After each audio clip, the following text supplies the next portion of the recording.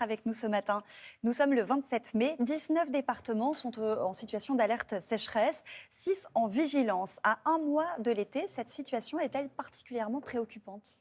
Oui, elle est particulièrement préoccupante. Pourquoi ? Parce qu'on a déjà connu des sécheresses historiques ces dernières années, si ce n'est l'année dernière, qui est vraiment une année très particulière parce qu'elle était très pluvieuse. Mais de 2017 à 2020, on a vécu des sécheresses historiques sur la France. On a les mêmes importante, pardon, je vais vous citer celle de 1976 parce qu'on y fait beaucoup référence en ce moment. Plus importante, pourquoi ? Parce que, en fait, c'est une succession d'années où on a eu un tarissement de nos nappes phréatiques, donc de nos réserves naturelles. Et donc, en fait, le milieu a souffert beaucoup plus longtemps, puisque c'est d'année en année qu'on a compté cette sécheresse. Donc, ça a eu un impact sur le massif forestier, ça a eu un impact sur les rivières, donc sur toute la biodiversité qui va autour. Et donc, en réalité, ça, c'était les années précédentes. Sauf qu'on démarrait à la sortie de l'hiver avec des recharges plutôt excellentes, même excédentaires.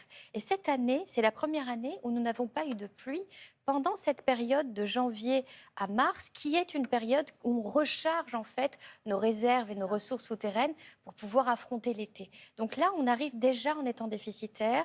On vient déjà d'avoir un dôme de chaleur qui n'était pas vraiment un dôme de chaleur sur la France, mais sur l'Espagne, avec des températures anormales, plus de 40 jours consécutifs. Donc on voit qu'on est dans une forme d'anormalité, on le voit très bien, il fait beaucoup plus chaud. On a de nouvelles vagues de chaleur qui vont arriver pour la semaine prochaine, un sol qui est très sec, et donc effectivement, on voit se profiler l'année 2022 un peu particulière. 76 zones risquent une pénurie estivale en eau, 26 sont en alerte renforcée selon le ministère de la Transition écologique. Ça veut dire quoi ? J'entendais par exemple qu'à Marseille, on risquait de manquer d'eau potable dans les villages autour de Marseille. Ça a déjà commencé.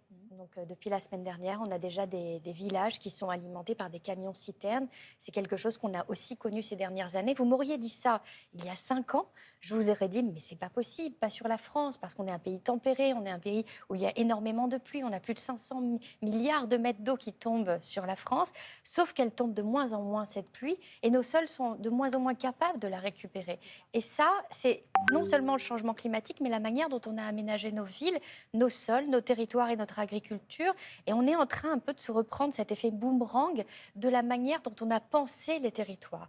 On les a pensés souvent à des fins productivistes. On s'est dit qu'on allait travailler notamment dans le milieu agricole avec une rentabilité à l'hectare. Donc on a pensé rendement, on a oublié de ce qu'on rendait à la nature, de l'air qu'on laissait derrière, avec notamment ces émissions de gaz à effet de serre. On a aussi oublié l'eau et de la manière dont on allait la laisser. Et aujourd'hui, on voit qu'on a quand même un piètre résultat. 40% de nos nappes phréatiques sont dans un niveau médiocre. Nos rivières ne sont pas mieux, elles sont remplies de pesticides. Et donc, en fin de compte, c'est tout le vivant qui est autour de ces milieux-là qui est à l'agonie. Et nous, on fait partie de ce cycle. Oui. Vous évoquiez l'agriculture. La Première ministre était hier dans le Loiret à la rencontre d'agriculteurs exposés à la sécheresse. Les retenues d'eau qu'ils utilisent au milieu des champs pour irriguer les cultures en plein été font polémique. Est-ce que ces bassines sont une bonne solution ? C'est une solution de crise. C'est une solution qui vient répondre au fait qu'il manque d'eau. Donc, on va créer des retenues. Et ça fonctionnerait 1, 2, 3, 4 ans.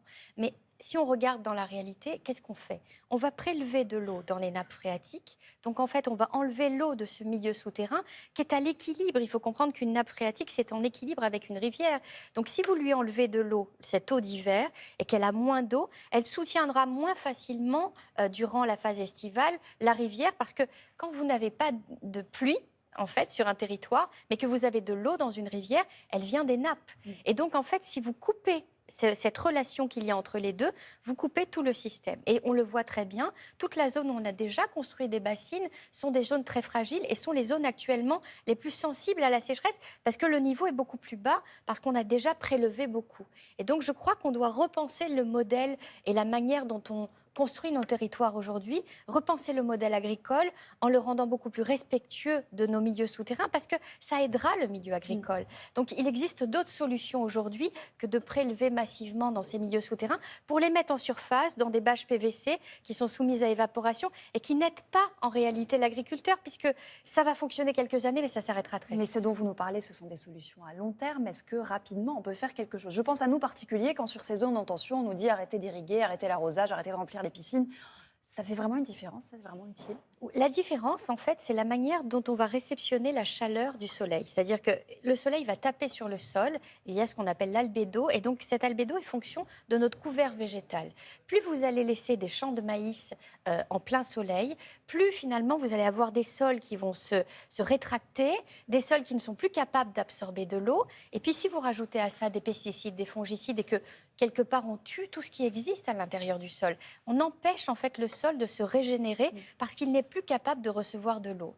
Et donc, on a oublié ça. On a pensé vraiment à des fins productivistes. Et je crois qu'aujourd'hui, on doit penser solutions avec le vivant. Il existe beaucoup de solutions fondées sur la nature qui sont intelligentes parce qu'elles nous rapportent à tous. Et qui figurait, je crois, d'ailleurs, dans le rapport du GIEC, dont Bien on a sûr, relativement peu parlé bien au sûr. mois d'avril. En fait, ce n'est pas un problème de solution. Des solutions, on en a des milliers. Il faut maintenant les mettre en application et comprendre qu'il va peut-être falloir oublier un modèle qui fonctionnait sur l'après-guerre, qui fonctionnait pendant les 30 Glorieuses, qui ne peut plus fonctionner aujourd'hui parce qu'on a changé de système. Il faut peut-être qu'on prenne conscience que ça, c'est un trésor. Exactement. On est dans une crise de l'eau. Est-ce qu'on est même dans une guerre de l'eau rapidement parce qu'on doit Pourquoi on est dans une crise de l'eau? Parce que derrière l'eau se cache tout. On a besoin de l'eau pour tout, pour se réchauffer, pour se refroidir. On a besoin d'eau derrière notre alimentation. Dans notre assiette se cache 3000 litres d'eau par jour. Dans nos vêtements se cache la question de l'eau ou dans notre énergie. Et donc comprendre la question de l'eau et la respecter, c'est respecter aussi tout le modèle que l'on a construit derrière. Merci beaucoup, Emma Aziza, d'avoir été avec nous ce matin.